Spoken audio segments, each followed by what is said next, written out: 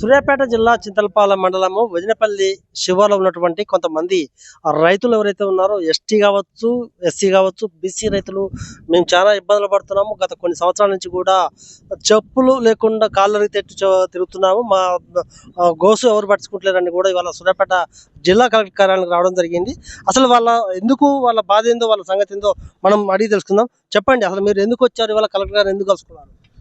Sir, ఈ వజనేపల్లి మండలం, వజనేపల్లి అనే గ్రామం చింతలపాలెం మండలంలో ఉందండి. ఈ గ్రామానికి సరిహద్దుగా ఉన్నటువంటి గ్రామం నెమలిపురి గ్రామం.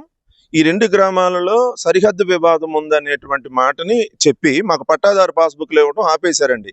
కేసీఆర్ గారు వచ్చినప్పుడు ఈ పాస్బుక్లన్నీ ఇచ్చారు కదా, మా పాస్బుక్ల స్థానంలో కొత్త పాస్బుక్లు ఇవ్వలేదు.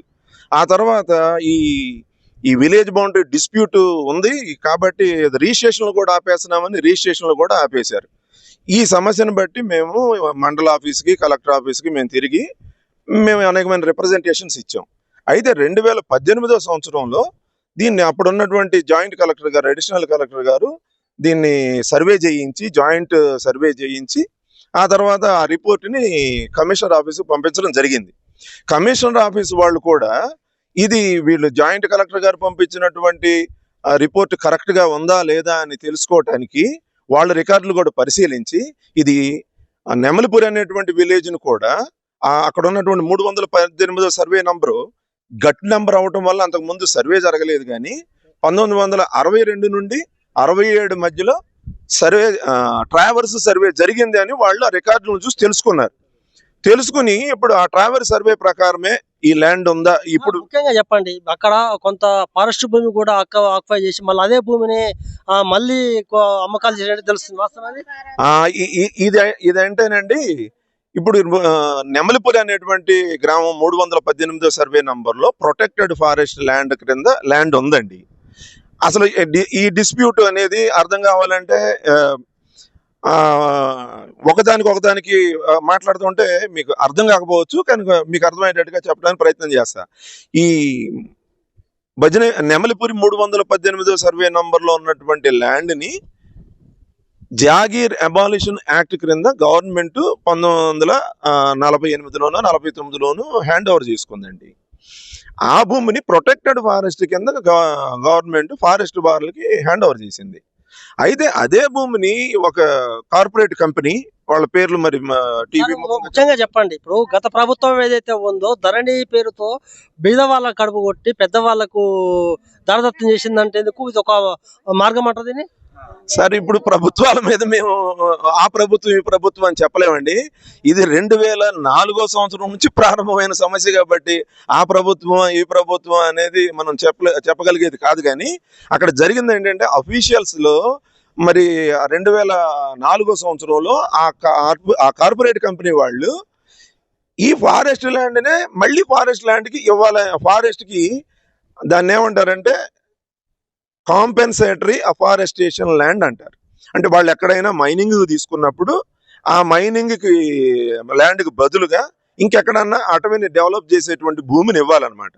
ఆ భూమిగా దీన్ని ఇవ్వాలని చూపించారు. ఏమండి, మేము వీటినన్నింటినీ కాదండి, మాకు ఏమైందంటే ఈ 1967వ సంవత్సరంలో ఏదైతే సెటిల్ అయిపోయిందో బౌండరీని ఆ ట్రావర్స్ సర్వే ప్రకారం జరిగింది. జాయింట్ కలెక్టర్ గారు కూడా దాన్ని నిర్ధారించారు. కోర్టులో కూడా ఫారెస్ట్ డిపార్ట్మెంట్ వాళ్ళు కూడా ఒప్పుకున్నారు. దాని ప్రకారం సరిహద్దు రాజీనామా కూడా ఆనాటి కలెక్టర్ గారు నిర్వహించడం జరిగింది. ఇప్పుడు దానిని ఇంప్లిమెంట్ చేసి మా పట్టాదారు పాసుబుల్ మాకు ఇచ్చి మాకు రిజిస్ట్రేషన్స్ అభ్యంతరం లేకుండా చేయమని మేము కోరుతున్నాం. చెప్పండి పెద్ద మనిషి, ఇప్పుడు మీరు గత కొన్ని సంవత్సరాల నుంచి కూడా భూమి మీద సజ్జంలో ఉన్నట్టు తెలుస్తుంది. ఈ పాస్బుక్ వచ్చారు, ఈ పాస్బుక్లు ఇచ్చారు. తెలంగాణ రాష్ట్ర ప్రభుత్వం, కేసీఆర్ ప్రభుత్వం వచ్చిన తర్వాత మీకు తెలంగాణ పాస్బుక్ రాలేదు. కారణం ఏంటి? కారణం ఏం లేదు సార్, ఇప్పుడు కావాలని చెప్పి ఈ రెవెన్యూ ఆఫీసర్లు కొంతమంది ఏదో ప్రైవేట్ కంపెనీ వాళ్ళు కలిసి మాకు రాకుండా ఓవర్లాప్ అయింది, అది లేదు ఇదని తిప్పారు. అయితే ఇప్పుడు నోటు ఫైల్ తయారు చేశారు, సర్వే చేశారు. కమిషనర్ గారు వచ్చారు, ల్యాండ్ సర్వే సెటిల్మెంట్ బేడీ గారు వచ్చారు, సర్వే చూశారు. వదినపల్లి ల్యాండ్ ఇది నెమలిపూర్ కాదని చెప్పారు. చెప్పిన తర్వాత తేల్చారు. రిపోర్ట్ నోట్ ఫైల్ కూడా తయారు చేశారు. కలెక్టర్ గారు ఇదిగో చేస్తాం చెప్తున్నారు. ఇప్పుడు కలెక్టర్ గారు భూమి మీద మీరు కబ్జాలో ఉన్నారా సార్? కానీ పాస్బుక్ లేవు, గవర్నమెంట్ నుంచి కూడా మీకు ఎలాంటి లబ్ధి లేదు, లోన్లు సార్.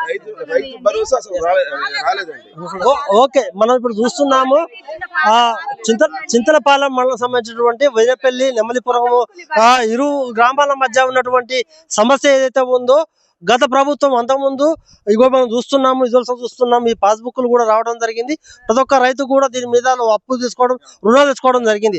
కానీ ఈ గత ప్రభుత్వం అంటే బీఆర్ఎస్ ప్రభుత్వం వచ్చిన తర్వాత కేసీఆర్ గవర్నమెంట్ ఏం చేసిందంటే పాస్బుక్లను మొత్తం రద్దు చేస్తూ కొత్త పాస్బుక్లను కూడా ఇవ్వకుండా చేసుకున్నారు. అయితే దీనివల్ల వీళ్ళు రైతులు కోరేది ఏంటంటే మాకు బౌండరీలు కేటాయించవలసిన అవసరం ఎంతైనా ఉంది.